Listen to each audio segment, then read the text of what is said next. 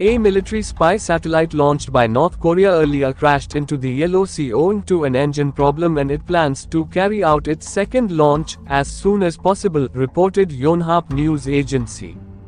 According to Korea's central news agency KCNA, North Korea launched Malligyong-1, the military reconnaissance satellite mounted on a new type rocket named Chollima-1, at its rocket launching station on the west coast at 6:27 am local time.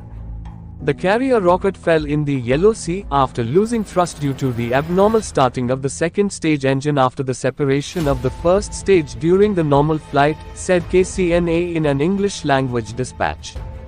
The failure was due to the low reliability and stability of the new type engine system and unstable character of the fuel used, read the KCNA report, citing a spokesperson of the state-run Space Development Agency.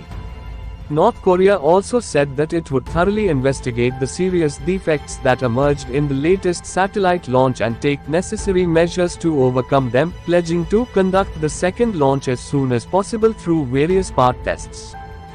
Both South Korea and Japan issued emergency warnings advising the residents to take cover indoors if they were outside. Japan termed North Korea Projectile A, possible ballistic missile, reported Kyodo News quoting the Japanese Defense Ministry.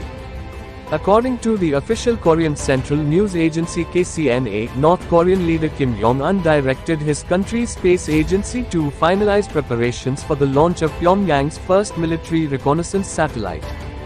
Pyongyang alerted the Japan Coast Guard of 3 maritime hazard zones where objects may fall beginning Wednesday, 2 to the west of the Korean peninsula and 1 to the east of the Philippines.